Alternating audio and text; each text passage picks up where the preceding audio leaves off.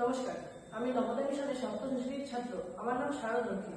আমি একটি প্রজেক্টের ছোট্ট একটি মডেল বানিয়েছি, যার সাহায্যে বৃষ্টির জলকে সংরক্ষণ করে পানীয় এবং বিভিন্ন কাজে উল্লেখযোগ্য করে তোলা হয়। এটিতে আমার প্রয়োজন হয়েছে একটুখানি জল, একটুখানি একটা বড় কার্ডবোর্ড, কিছুটা তুলো, ছোট ছোট পাথর এবং একটি চামচ, অনেকগুলি পেপার, রঙিন পেপার এবং কয়েকটি বড় বড় গ্লাস। এই প্রজেক্টটিতে আমরা দেখাতে চলেছি যে কিভাবে বৃষ্টির জলকে শোধন করে অনেকগুলি কাজে ব্যবহার করা হয়। তার আগে আমরা জেনে নিই বৃষ্টির জলকে সংরক্ষণ করে কি কি কাজ করা হয়।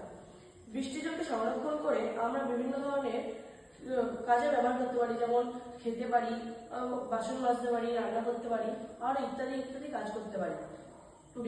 বিশুদ্ধ জলকে পান করলে শরীরে কোনো রোগ ক্ষতি হয় না, যেমন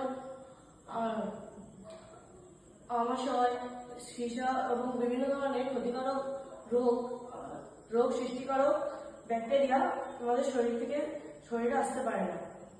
এই প্রজেক্টটির দ্বারা এখন আমি এই প্রজেক্টটি দেখাতে চলেছি। প্রথমে এর উপরে কিছুটা জল দিয়ে দিলাম।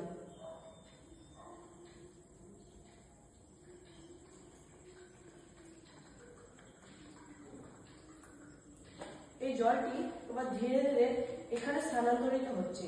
এবার এখান থেকে স্থানান্তরিত হওয়ার পর এটি যখন এই ছোট্ট বাক্সতে এসে পড়বে, তখন এটি একদম পরিশোধন হয়ে আসবে।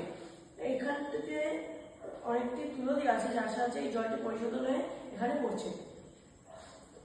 এই জলটি আমরা অনেকগুলি কাজে ব্যবহার করতে পারি। এই জলটিতে আমরা বিভিন্ন কাজ করতে পারি এবং এই জলটি আমি একটি ছোট মডেল করেছি বলে একটু অল্প জল হয়েছে, কিন্তু এটা আরেকটু বেশি বড় হলে একটু বেশি ভালো হতো। কিন্তু বৃষ্টির জল হলো এমন একটি জল যেটা আমরা বিভিন্ন প্রাকৃতিকভাবে পাই।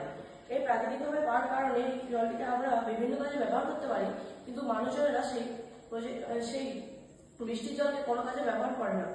আমরা যদি এই প্রজেক্টটি বা এই মডেলটির মাধ্যমে একটি যদি আসলে একটি এরকম তৈরি করতে পারি, তাহলে বৃষ্টির জলকে শোধন করে আমরা বিভিন্ন ধরনের কাজ করতে পারি। নমস্কার।